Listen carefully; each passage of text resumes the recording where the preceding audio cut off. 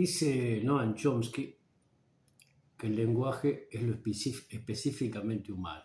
Hay un libro de Steven Pinker del 90 y poco que se titula El instinto del habla.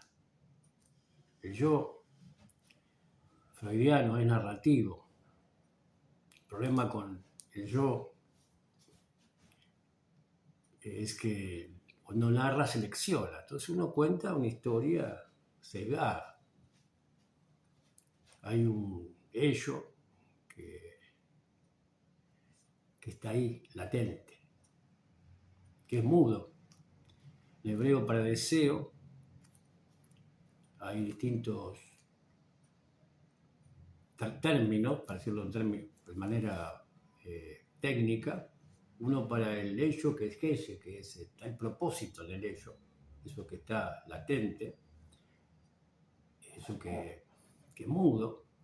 Decía, escribía en su Antidipo, Gilles Deleuze y Félix Guattari. Ello va al baño, voy a decir de forma precisa, ello come, no habla.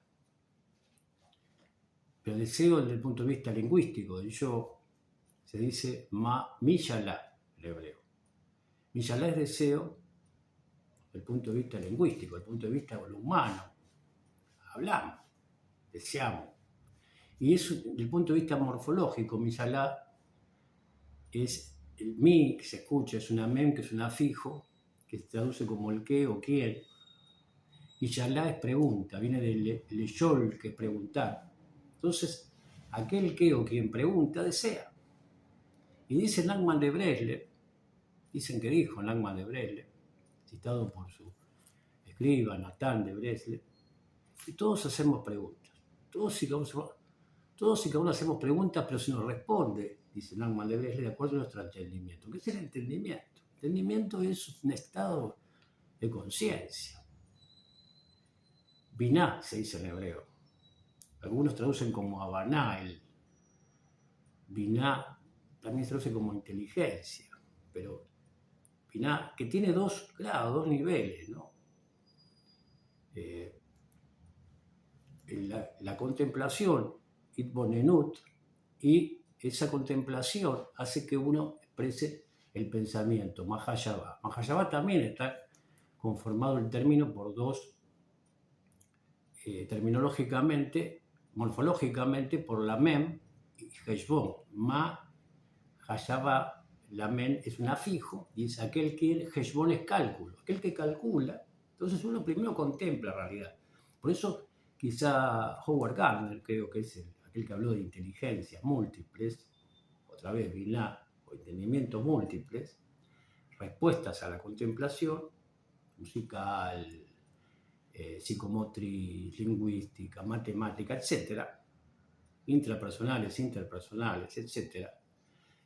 Uno contempla, imagínense Mozart, el momento de la muerte de su padre, ahí me ronda. Entonces escribe Mozart, responde con su pensamiento, que es musical, con el requiem para la muerte de su padre. Responde, pero contempla esa realidad, es sensible a ese momento. León Felipe, el poeta español, se le espeta y dice, ¿por qué el español habla tan alto? Y él escribe un poema, ¿por qué el español habla tan alto? Dice que hay tres momentos en la vida del español, el descubrimiento de América, que rescata 5 siglos después, en ese poema hermoso, está ahí para escuchar, para leer. ¿Por qué los españoles hablan tan alto? Y la tierra, dice, esa tierra, ese espacio que es América, que 5 siglos después rescata a esos mismos españoles. Y a Europa, diría yo en general. Y sigue rescatando. O sea, ahora cubano, venezolano, etc. El siglo XV, es el primer grito. El segundo grito, justicia, dice que grita el Quijote de la Mancha. Hace gritar Cervantes. Y el último grito dice en 1936, que él mismo estaba en ese grito, y dice, viene el lobo. Y nadie nos escuchó. Entonces cada uno responde. Un matemático, Albert Einstein, observa la realidad y denuncia su teoría de la relatividad. O dice que E igual a m por c al cuadrado. La energía es igual a la masa por velocidad de la luz al cuadrado. Y así cada uno, un artista, la música, psicomotrizmente responde con una danza a esos sonidos. Hay distintos tipos de danza. El tango, decía Don Enrique Santos Discépolo, es un sentimiento triste que se baila. Es una danza que responde a una realidad geopolítica, histórica. Inmigrantes, sin esos conventillos. El sainete es una reproducción parecida a zarzuela, a una opereta. Esos conventillos donde se integraban migrantes españoles, italianos, judíos, etc., responden con esa música, esa creación que responde a una región. Tango. Y así cada uno. Entonces tiene que ver, pero no todos tienen entendimiento, por eso a veces el entendimiento está limitado por lo fisiológico. Una mamá que no se alimenta de forma adecuada, que no se cuida, puede hacer daño al feto, a ese bebé que se está en ese proceso de gestación, y hasta abortar o adelantar el parto. Y un niño, un bebé que no se, los primeros 5 años dicen que son fundamentales en la nutrición de un niño, una niña.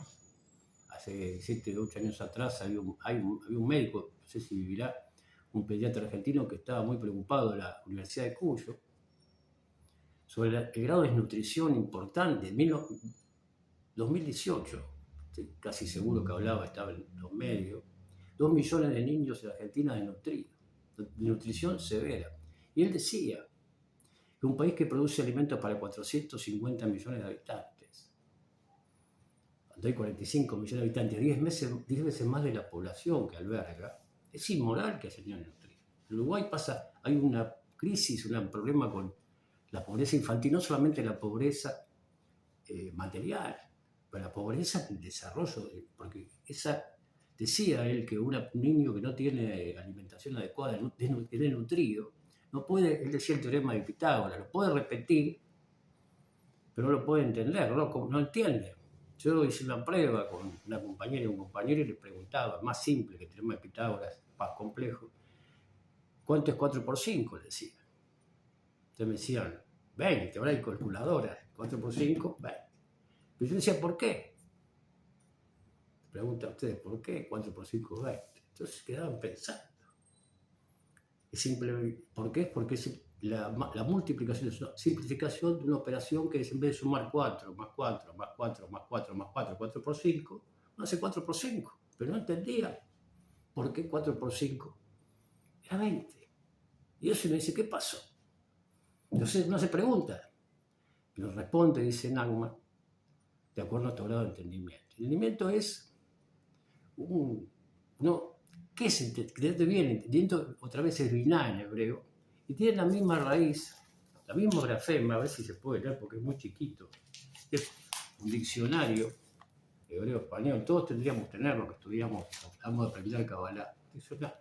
Ahí se puede leer ahí. Construcción. Construcción está, a ver si es cerca, muy cerca. Es biná. Los mismos grafemas que biná.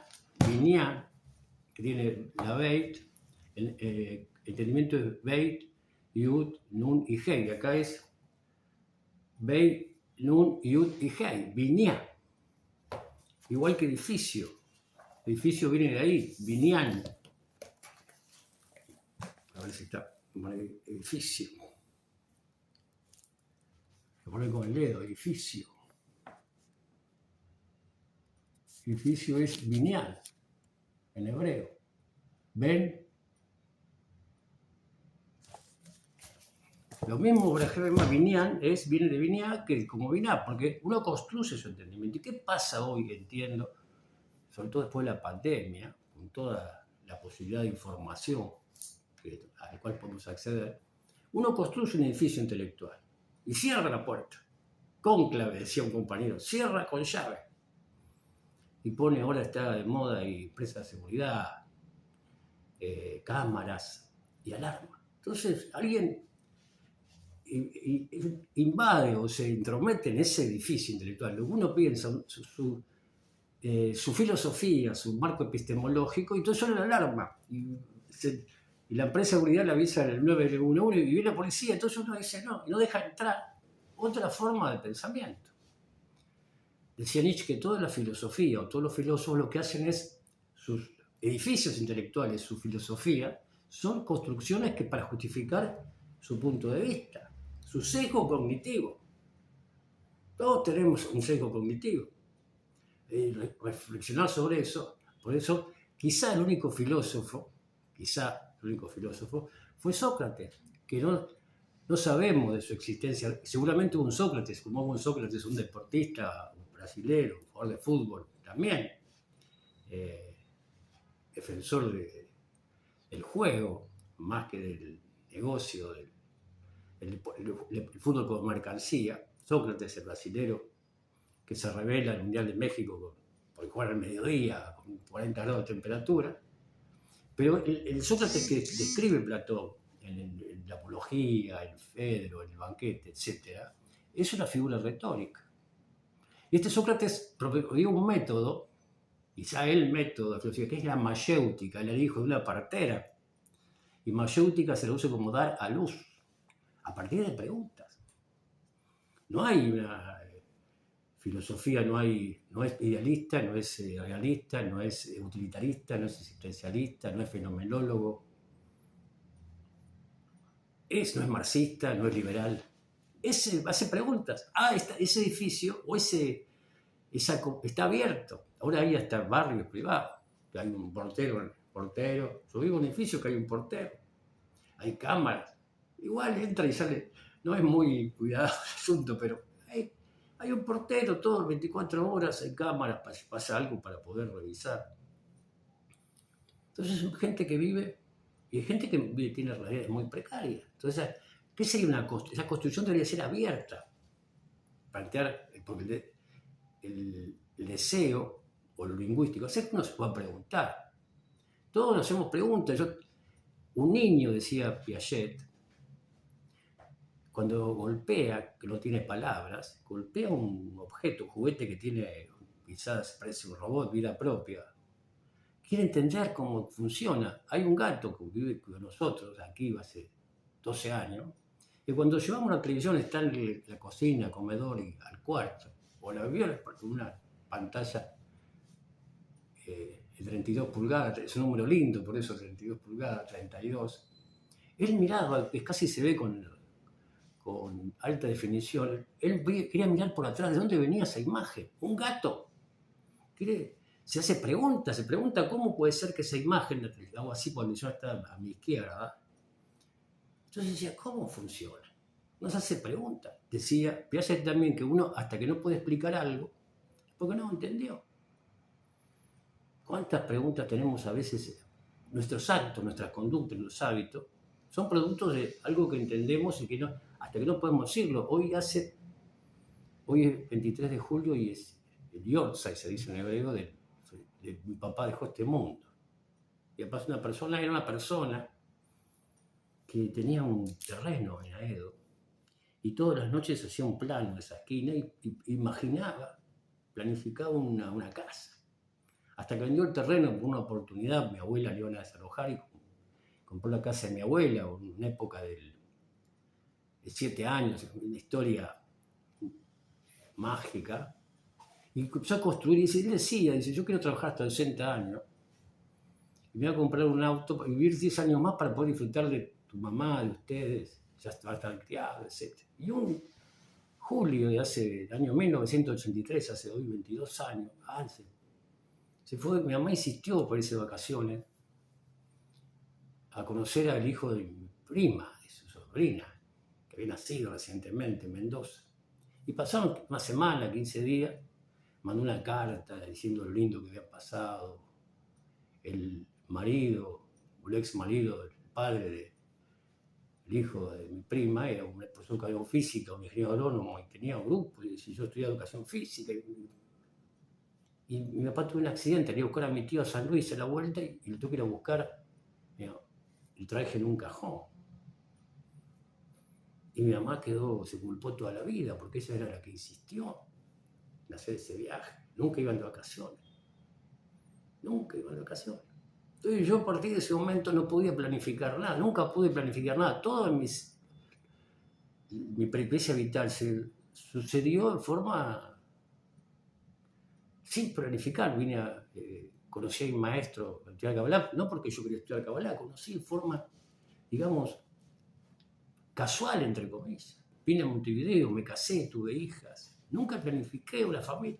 Me divorcié. Me pasaron un montón de circunstancias. Y le decía a un compañero ayer, que él escucha cuestiones del estoicismo, me decía, ¿sabés lo que es en latín, mori, momento de la muerte, tener presente la muerte? Yo no tengo eso de hace muchísimos años. El año 1983. Hoy lo puedo decir, ¿por qué no? Porque la muerte, yo soy consciente de la presencia de la muerte. ¿Está bien? ¿Está mal? No lo sé. Sé que la muerte está ahí. Y no significa que no disfrute de la vida, de una comida, mi compañera se enoja porque como rápido, de un abrazo, de una conversación, de una lectura de un libro, de caminar, por respirar. Disfruto de cada cosa, pero sé que la muerte me arronta. A mí y a cada uno de nosotros. Entonces no, decía una vez a otro compañero, quizás es un defecto, quizás es una carencia, pero entiendo que las causas de cómo mi vida se fue sucediendo sin planificación. Pero no todos pueden entender y explicar sus explicaciones. Por uno puede construir y estar abierto y no cerrarse en ese edificio y no dar la posibilidad al otro, porque nos seguimos haciendo preguntas. La vida se transforma, la realidad es dinámica. Dice un matrimonio, los rabinos que crearon una institución que se llama Maíz Latino, Noah Weinberg y Dana Weinberg, su esposa, que no están tampoco en este mundo, dicen que hay que, en hebreo se dice Hayesha y Hayeolá, así es en hebreo. Uno responde a su red inmediata, y yo varias veces respondo a mi red inmediata, constantemente. Behayeolam, perdón, pero sin dejar de buscar reconectar con su propósito, encontrar el sentido profundo de su existencia. Pero no sé, la construcción no debería ser cerrada. Ese quizá el gran problema o el gran obstáculo que debemos enfrentar es una construcción que esté siempre dispuesta a ser revisada, a reciclado, a permanentes cuestionamientos, de puertas abiertas, más allá de los riesgos que tiene la vida.